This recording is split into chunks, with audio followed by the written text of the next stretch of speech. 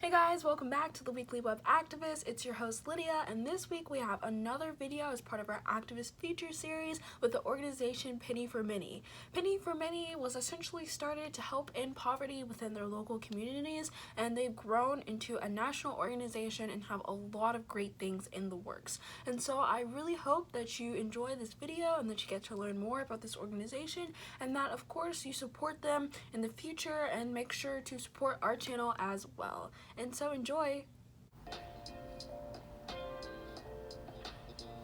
Okay, so we are recording. Everyone, this is Penny for Many. They're our third activist group that we're speaking to today. We're so excited to have you guys on the show. And so if you guys would just like to introduce yourselves and introduce your organization. I'm Milana, and I am one of the co-founders of Penny for Many. I'm Samita. I'm the other co-founder, and we're really just focused on helping poverty in our local area as much as we possibly can.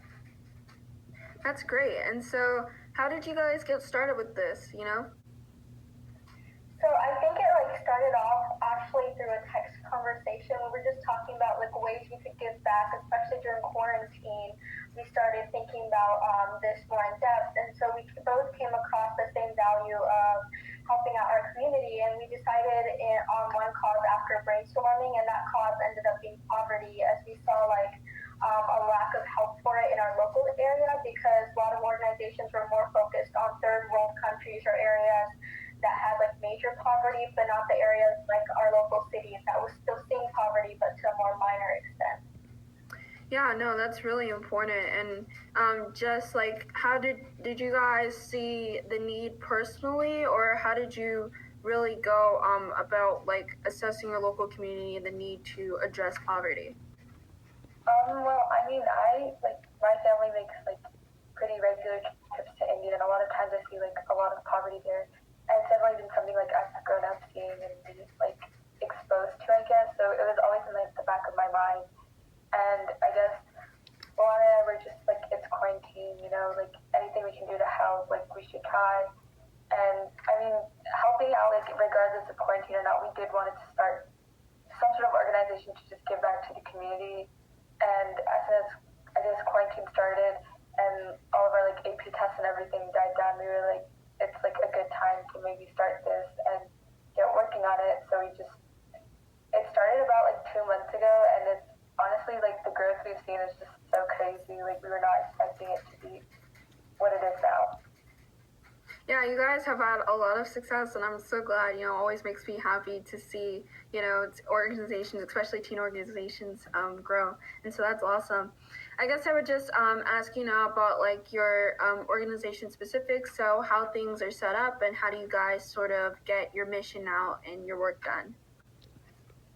So since we're first, obviously settling up our organization, since we've just gotten started, but the basics are we have our members. So our members serve any volunteer requirements or opportunities that we find that can just help in general or come as a part of our project.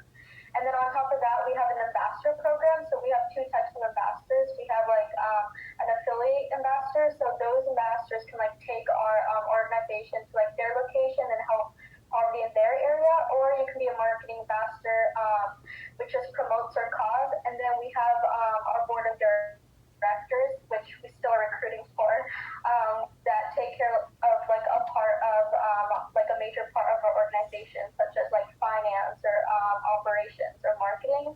Mm-hmm. And so when it comes to projects, we all plan to come together through meetings and collaborate and just brainstorm ideas on what they think needs help in our area personally or their area. And then we were thinking about collaborating with other organizations and texting them or DMing them, asking them hey, these are some ideas we have. Would you like to participate? And then creating a project off of that. Yeah, no, that's great, and I'm glad that there are so many different roles within your organization so that people can get involved at all different levels. How did you come up with the name Penny for Many? That's just something that I'm interested in. It was actually we were on a Zoom call, not a FaceTime call or something, and we were just shooting out names, I guess. It was really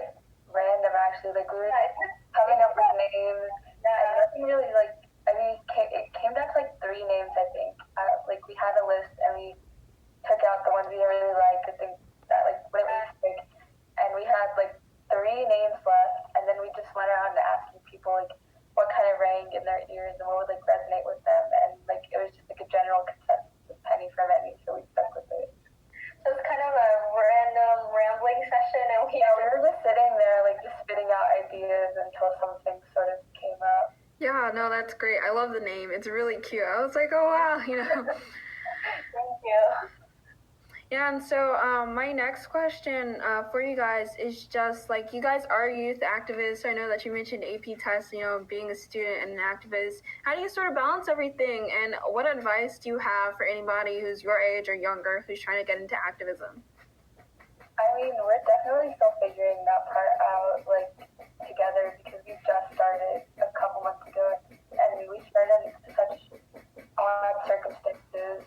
So we're still definitely, like as school starts, we'll just have to see how it goes and figure out how to balance our school life and just, you know, helping out with the organization. But I think, like, the more people you can get to help, the more people, you know, just small things here and there, like, they make a big difference. I think that would be my advice to people. Like, even a small gesture is, like, very important. Yeah, in terms of what Samantha said, I think what definitely helps is like following like a schedule. So it's kind of like you don't backlog on your work, or you don't like fall behind easily, because you're like always keeping yourself on track. So one big advice what I would give to starting organizations is make sure you have a schedule and a need-to-do list, or else it's like literally you have ideas coming in and out of your head, and you're like, what am I doing? Mm-hmm. So it like prevents that from happening for sure. And also, like, you know, set realistic goals, because it can be overwhelming. But if you just don't be too harsh on yourself, but don't, like, you know, obviously procrastinate too much. Just have a realistic timeline and just stick to it. Yeah. Yeah, no, that's all great advice, and that's all some of the things that we try to, you know, practice here at the Weekly Web Activist. I definitely relate to that, you know, with our YouTube channel. You know, scheduling is important. You know, weekly videos, it's a big feat. But no, it's all great advice, and thank you for sharing that. One of my other questions, I guess, is just how can we help your organization? You know, how can the viewers get involved with Penny for Many? You know, and what sort of avenues do you have for that?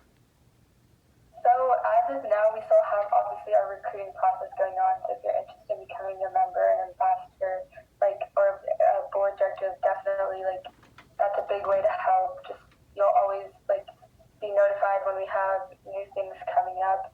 We also have a new project coming up. I think we'll talk more about that. Yeah, so we're officially going to be starting our first project soon. So we've collaborated with another organization called UCare.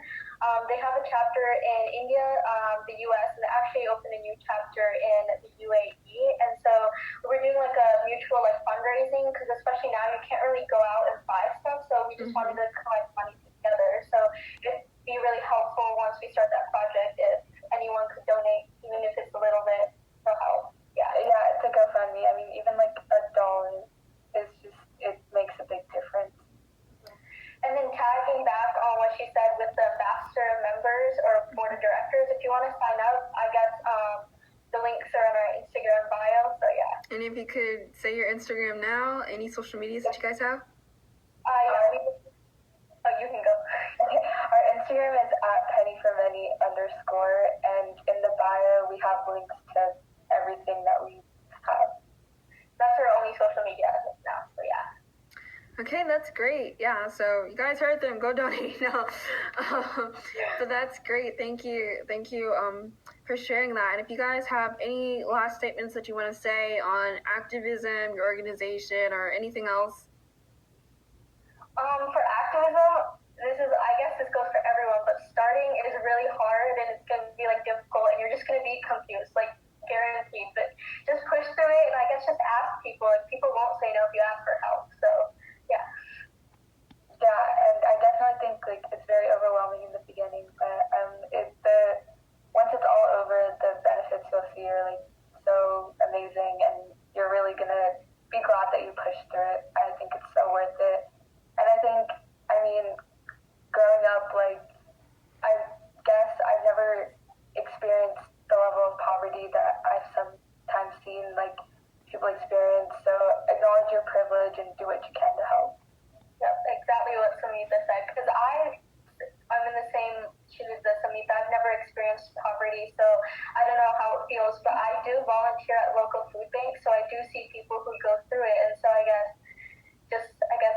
appreciative of what you have. Yeah.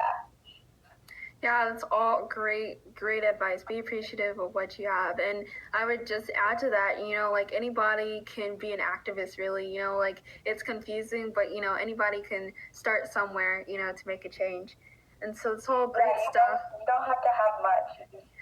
As long if you have to have drive and effort and passion, I think anyone can do it. Yeah, exactly. Well, thank you guys so much for being on the show. Everybody, this is Penny for Mini again. I'll link all of their stuff in the description below, so please go check them out and support their efforts. Okay, thank you. Thank you. Thank you. Hey everyone, welcome to the end of the video. I really hope that you enjoyed our interview with Penny for Mini. This is part of our Activist Feature Series, and so if you really enjoyed this video, go check out the rest of our Activist Feature Series videos. We are doing videos with organizations on a pretty frequent basis, and so make sure that you check out our playlist for that in our channel description. And of course, all of Penny for Mini's links and websites will be linked in the description below, so make sure to check them out and further support them. And I also want to tell you guys that applications for the Weekly Web Activist are still open. We still have executive positions available as well as member positions. So if you want to go to our Instagram or our Twitter, which are both activist_web, to visit our link tree, you can learn more about the applications there and of course put one in. The applications are run through Google Forms and they're super easy, and so just let me know if you're interested personally. If you know me, you can just DM me, or of course go to our official social medias and learn more about the applications there. And so we can't wait to read your responses, and we hope that you want to get more involved and become part of the Weekly Web Activist family. And so, of course, as always, continue to be Weekly Web Activists, and we will see you next week. Thank you.